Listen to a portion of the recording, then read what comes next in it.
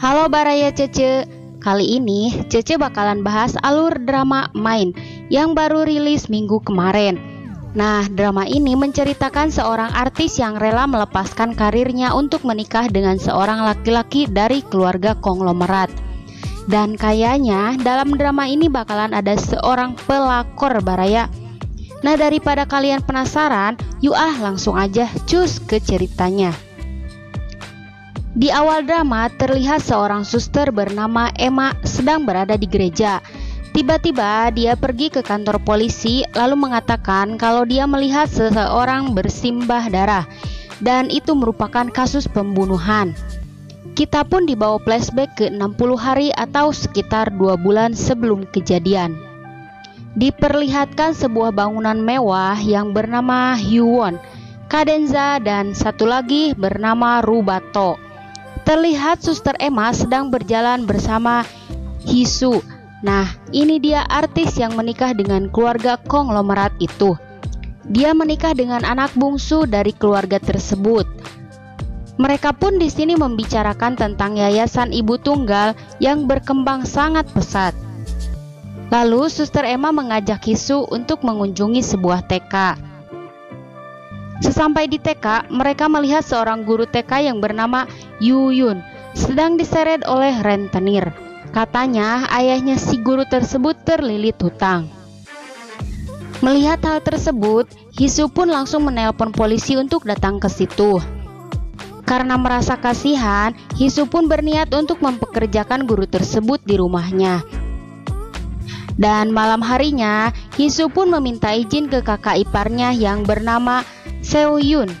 Dia menikah dengan anak pertama dari keluarga konglomerat itu.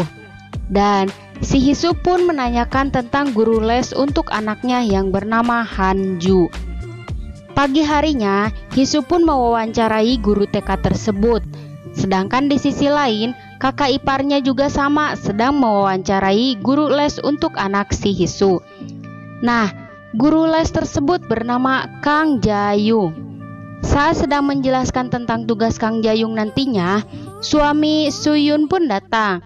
Nah, dia bernama Han Jihu, menyuruh istrinya untuk ke ruang kerjanya. Kang Jayung pun disuruh ke rumah si Hisu. Nah, di sini Suyun mengatakan kalau payung Kang Jayung itu merupakan payung edisi terbatas. Dia juga melihat tasnya yang bermerek. Namun si Kang Jayung mengatakan kalau barangnya itu merupakan barang KW. Kembali lagi ke si Hisu. Dia menyuruh guru TK tersebut ke gedung utama untuk bekerja di sana.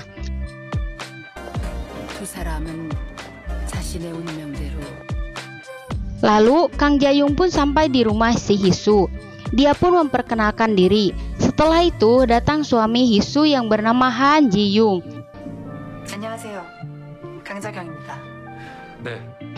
Si Hisu pun memberikan makanan kesukaan anaknya dan menyuruh si Kang Jayung untuk mempelajari semua kebiasaan anaknya. Dia juga meminta Jayung untuk menjaga anaknya nanti malam karena bakalan ada acara makan malam di rumah utama. Sedangkan di sisi lain terlihat nenek-nenek yang sedang bernyanyi ditemani asistennya. Nah, perkenalkan Baraya, ini merupakan mertua si Hisu. Sedangkan yang ini mertua laki-laki.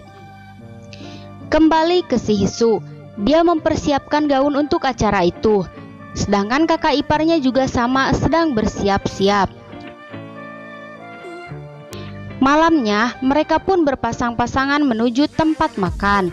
Semua orang mengenakan baju hitam putih yang merupakan konsep keluarga mereka. Kecuali si Hisu, dia berbeda sendiri. Dia sedikit memberikan penjelasan tentang warna baju yang ia kenakan. Dan kelihatannya mertua laki-lakinya menyukai apa yang dikatakan si Hisu. Mereka pun menikmati makan malamnya. Dan terlihat si Jayung sedang melihat acara tersebut dari kejauhan. Setelah itu, dia masuk ke ruangan makan, lalu mencicipi hidangan yang tersedia.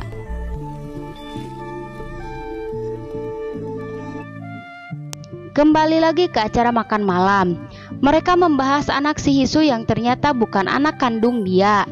Keluarga mereka mempunyai tradisi begitu masuk SMP, anak-anaknya akan dikirim ke luar negeri. Namun, si Hisu tak mau anak tirinya itu belajar di luar negeri karena masih terlalu kecil.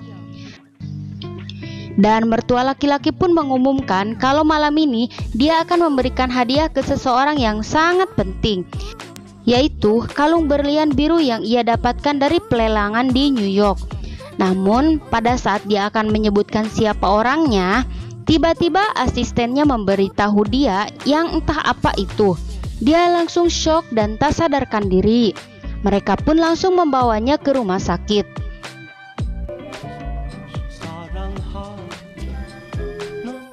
Dan masalahnya ternyata tentang tender ilegal pembangunan. Mereka juga membahas tentang posisi direktur yang akan kosong selama ayahnya dirawat dan harus segera mencari penggantinya. Dan sekarang mereka pun sudah berada di rumah. Nah, ternyata Baraya, suami Hisu itu bukan anak dari si emak-emak yang tadi, melainkan dari istri tersembunyi si bapak mertua yang katanya sudah meninggal. Di sisi lain, Soyun menyuruh suaminya untuk mencari tahu tentang dokumen pembangunan ilegal itu. Namun, si suaminya mengatakan kalau si Ji-young lah pastinya yang akan membereskan masalah itu dan yang akan menjadi direktur sementara. Lalu istrinya mendengar keributan di luar yang ternyata si emak lagi mengamuk ke asisten rumah tangganya. Dan Soyun pun menyuruh si emak untuk mengecilkan suaranya karena sedang direkam. Yang ternyata kepala asistennya itu merekam semua kejadian tersebut. Padahal si asisten ini sudah diamanati untuk menjaga semua rahasia tentang keluarganya. Namun dia malah berkhianat. Keesokan harinya, Kepala Jo menyuruh Kim Yoo-yoon untuk menyambut semua tamu yang akan datang ke Cadenza dan menyuruhnya untuk membersihkan kamar Soo-yuk yang merupakan anak dari Han Ji-hyo yang baru pulang dari luar negeri. Kim Yoo-yoon pun segera membereskan kamar Soo-yuk dan karena kelelahan dia sempat tertidur sebentar. Si Soo-yuk pun tiba di Cadenza. Dia disambut sama emak bapaknya. Soo-yuk pun disuruh untuk naik ke kamarnya. Lalu berpas-pasan dengan Yoo-yoon yang baru keluar dari kamar Soo-yuk. Malam harinya mereka mengadakan makan malam untuk menyambut kedatangan Soo-yuk. Dan si emak mengatakan dia akan menjodohkan Soo-yuk dengan cucu pertama dari grup Young-won. Di sisi lain, para asisten rumah tangganya bergosip tentang Soo-yuk yang ternyata dia itu anak tirinya Jang Soo-yoon. Setelah makan malam selesai, Han Ji-hye mengamuk ke suaminya karena kepergok sedang menelpon dengan cewek lain. Dia menghancurkan barang-barang mahal Jang Soo-yoon. Soo-yoon pun menyuruhnya untuk tidak datang lagi ke rumah dia. Sedangkan Hisu menyarankan Han Ji-hye untuk menemui psikiater. Setelah itu, Soo-yoon memeriksa ponsel Kepala Jo yang di dalamnya terdapat rekaman video dia yang entah sedang bersama siapa. Jang Soo-yoon pun segera menelpon Hisu untuk dikenalkan dengan psikiater itu, yang ternyata Suster Emma. Sedangkan Suster Emma sedang menelpon dengan Yoo-yoon. Yoo-yoon mengatakan kalau keluarga konglomerat itu aneh. Dan si Suster Emma pun menyuruh Yoo-yoon untuk bertahan di sana dan mengatakan kalau keluarga konglomerat itu seperti neraka. Mereka tak pernah merasa puas. Setelah menelpon, Yoo-yoon pun keluar rumah karena tak bisa tidur. Lalu bertemu dengan Soo-yuk. Soo-yuk memberikan ikat rambut Yoo-yoon yang ketinggalan di kamarnya. Yoo-yoon pun mengatakan kalau dia tak bisa tidur. Yang pada akhirnya Soo-yuk meminta untuk bergantian tempat tidur. Sedangkan di sisi lain, Hisu melihat Kang Ja-young sedang menari dan mengenakan baju Hisu.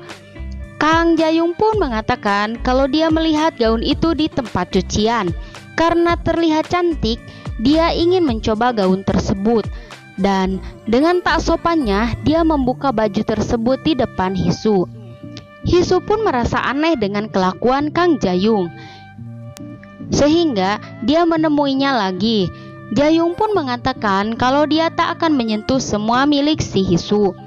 Namun, keanehan itu masih saja terjadi. Saat si Hisu menyuruh Kang Jayung untuk tidur, dia malah jalan-jalan sambil tersenyum lebar. Dan drama pun bersambung.